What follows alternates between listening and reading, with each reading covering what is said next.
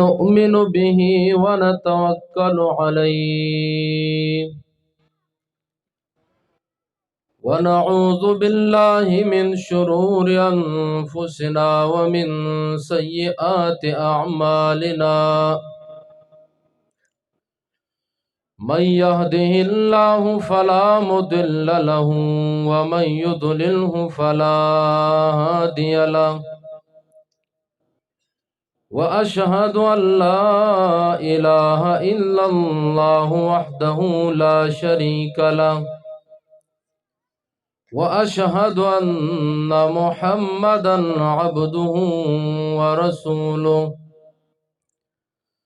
أما بعد فأعوذ بالله من الشيطان الرجيم بسم الله الرحمن الرحيم ألف لام ميم ذلك الكتاب لا ريب فيه هدى للمتقين رب اشرح لي صدري ويسر لي أمري واحلل عقدة من لساني يفقه قولي زما عزتمندو مشرانو کشرانو مسلمانانو ورونو د الله جل شانه منګ او تاسو باندې خصوصي فضل او کرم دے چې الله تعالی منګ دلتا یو روحانی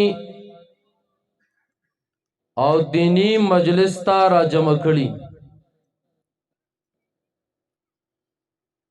او به خاص طور باندې هغه ماشومان چې قرآن کریمی ناظرہ یا حفظ معنی سر ته رسول دے داغیم لیا خوش قسمتی دا او داغین علاوہ کمی زنانه چی دی اغوی کم ختمون کڑی ناظرہ یا ترجمہ وغیرہ نو دے ټولو تا زمنگ دا طرفنا مبارکباد دے او اللہ جل شانہ دی مزید توفیق ورکی چې د الله په دین باندې ځان پویو کو عزتمندو وړاندې مولانا صاحب تاسو ته مقصدی یو څو خبرې وکړې او زه کوشش کوم چې مختصر طور باندې داغي سے یو خبره اضافی کم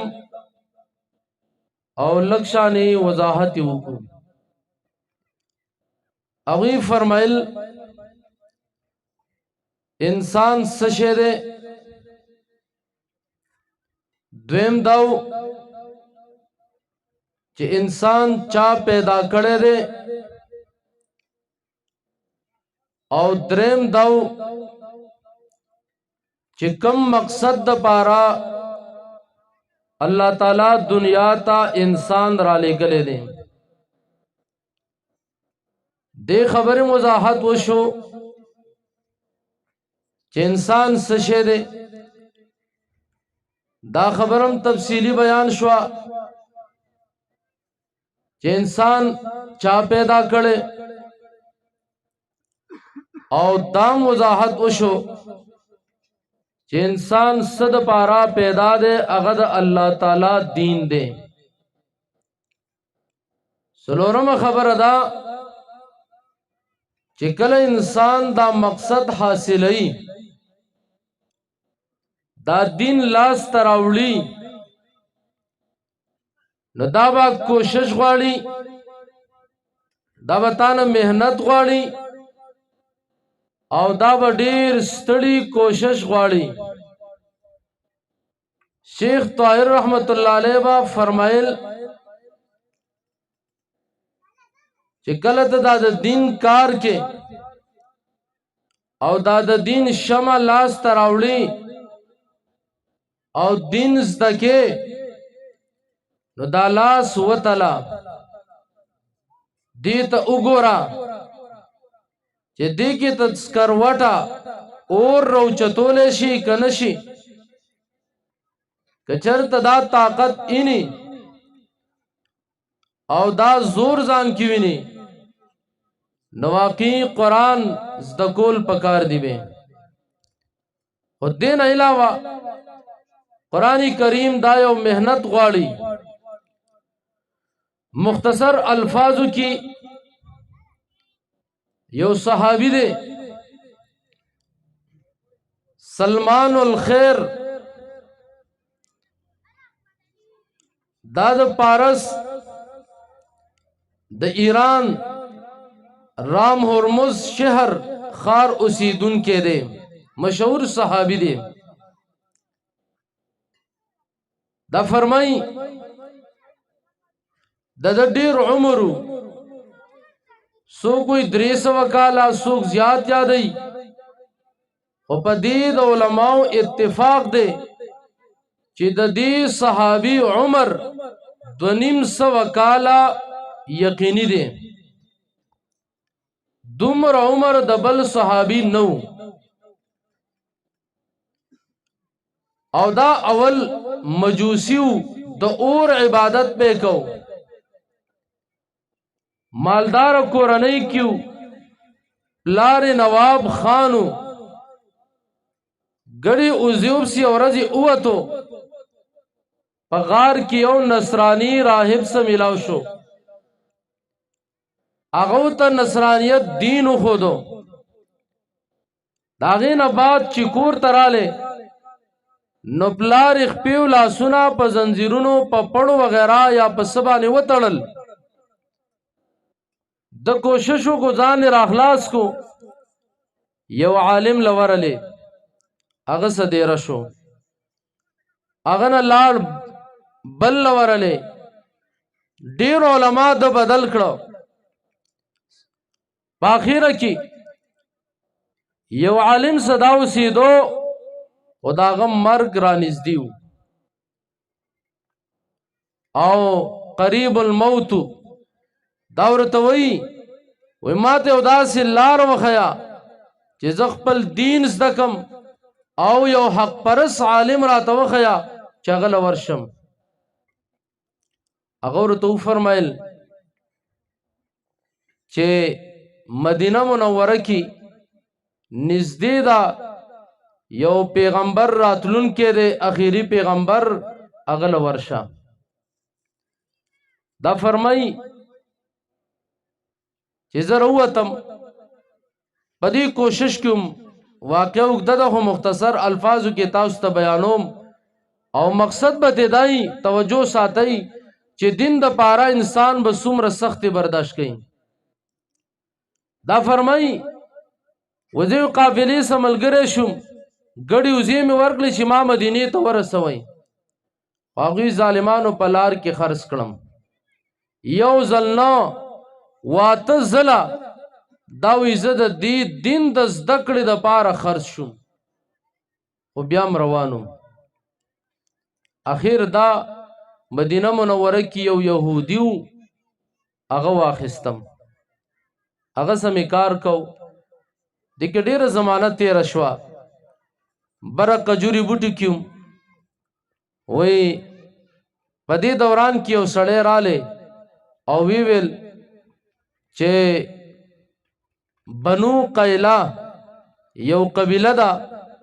هغې ته یو سړی راغلی محمد نومې دی د نبوت د پیغمبرۍ دعوه کوي سلمان رضی الله عنه فرمایي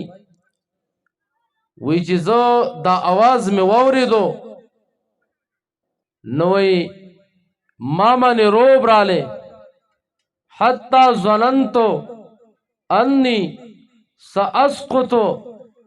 وی زما دا ګمان رالی چې دی بوټي نه زه لاندې غزارېږم دومره روب پې رالی دا ولې دا د حق د میلاوېدو د وجې نه وی چې لاندې راکوشم نو هغه سړي نه مې تپوس وکړو چې تا څه وویلې نو یا آقا یهودي راله په دې مخ یو څپېړه راکړه چې ستا دې خبرو څه کار ته غلام سړی ستا دې څه کار نشته خو به هر حال خبر مانه خو مې ځان پویو کو پټ پټ مې معلومات وکړل نبی علیہ السلام له ورلم مسجد قبا ته وی چې ورلم ما ته د آخري زمانې د پیغمبر 3 علامات معلومو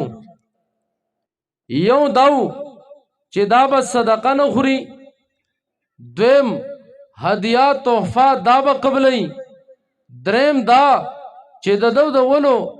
منځ کې به د کوترې د اګیو مرا مهر نبوتي دا 3 علامات ما ته هغه د عیسیانو عالمانو ښودلي وی زه لاړم ما ورته وویل چې دا صدقه مې راوړې دا وخورئ نبی علیہ السلام وفرمیل موږ د صدقې مال نه خورو ملګرو لی ورکو خوشحاله شوم یو علامت مې وموندو دویم 3 ورځې بعد بیر عالم ورته ومې د الله پیغمبر دا هدیه ده دا قبوله کوي نبی علیہ السلام په خپلم وخړه ملګرو لی ورکړه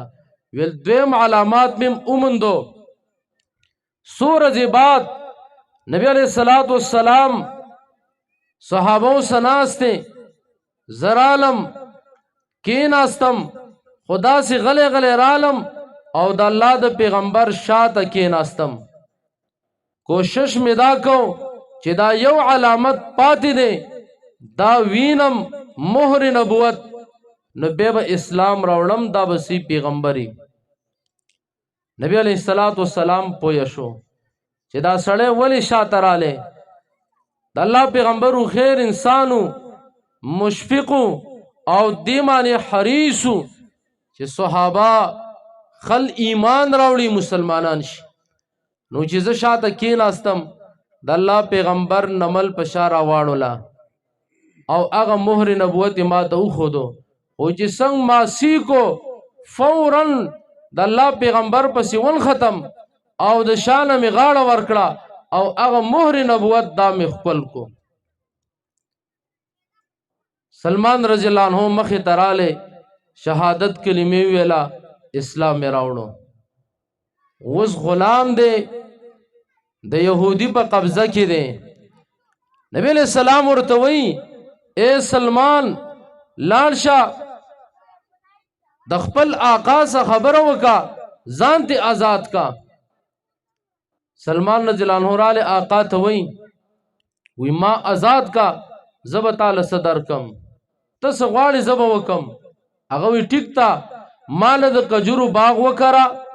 کم از کم چې 300 بوټي بکی او څه سونه به کی خوستا دومره وزن کې مال سونه راوړه نبی علیہ السلام تراله ورته د الله پیغمبر دا مطالبه ده پیغمبر علیہ السلام صحابه ته ویلي ورشه د کجوري بوټي راوړی چا 10 راوړل چا 10 راوړل چا 10 راوړل 300 بوټي برابر شو سلمان رضی الله عنه ته وی لال شاته دی لکند وکنا نبی علیہ السلام راله په خپل لاس مبارک هغه بوټي وکړل 300 وانه شنشو او معمولی غوندې سونه ورکړه وی داو ته وتله دا خپل آقا له ورکا سلمان رضی الله عنه ورته وی د الله پیغمبر دا خو ډیره کمه ده ما من خو ډیره یخي وی ورشه دا ویسا دا به کافی کیږي سلمان فارسی رضی الله عنه فرمای وی ما چې راوړه هغه مې ته تلله ومې تلله د هغه سونم پوره شوه بیم ما څه بچ پاتې شوه دا د پیغمبر معجزه وه اوس سلمان نه د مدینې دی نه د مکې دی نه عربي دی یو مسافر سړی دی خو د الله دین ته غاړه کېښوده محنت یې وکړو په لارو بار بار خرڅ شو غلامي وکړه سختی تکلیفونه برداشت کړه. وس انصار وی سلمان به د منګ نه دا به زمنګ سړی حسابېږي، دا به زمنګ د خانداني. مهاجرین وی دا به زمنګی، دا به د منګ نه حسابېږي. نبی علیہ السلام وی ولی جګړه ده؟ چا ویل سلمان منګ څه دی، چا ویل منګ څه دی. نبی علیہ السلام فرمای نا سلمان مننا، سلمان زمنګ نه دی. د لوی شرافت او د لوی اعزاز ته میلاو شو. عزتمندو عرض دا دی چې صحابه زمنګ مشرانو او دغه شانې بزرګانو اولیاو نیکانو خلکو د دین د پاره ستړي برداشت کړي دي. ما تاکینو په اجراو جماعت کې د چا ومنو د کم ملا ومنو په ایمان وای چرته به دین نیت چې دین زده کوم دی منډۍ بازار پورې وتی نه تلی په دې نیت موږ نه وتی نو د کم طرف نه به دین زمونږ استاسو په زندګۍ کې راځي. دا به څنګه زده کوو؟ دا به محنت غواړي، دا به ستړي غواړي، دې ته به وخت هم وباسي، مال به هم خرچ کې او جان به هم خرچ کې، هر قسم قربانی ته به تیارې. البته لوی کلام ګینه قرآن مستغنی کتاب دی. الله فرمای کم سړی چې کبر کوي از د قرآن نه لرې کوم. کم سړی چې ځان ته ځان وای ځان ته لوی وای دا سړی الله قرآن ته نه رانږدې کوي. قرآن عاجزي غواړي. عزتمندو عرض دا دی دا کومه مدرسه چې دا دینی درسګاه ده دې له بچي ورکو. د دې نه علاوه څومره مدارس دي، دینی مراکز دي، د هغوی سره مرسته وکړو او د دې طاغوت او د دوی لوی کفر او د دغه دجالي خلکو د هغه د دجال د لښکرو مقابله وکړو. په الله مې دې قسمي چې دې خلکو د دغه دجال او د دې کفر مقابله نه کړي بل سړی تعالی د دې مقابله نشي کولی. الله جل شانه دې موږ او تاسو له په دې خبرو باندې د عمل کولو توفیق را نصیب کړي. واخر دعوانا ان الحمد لله.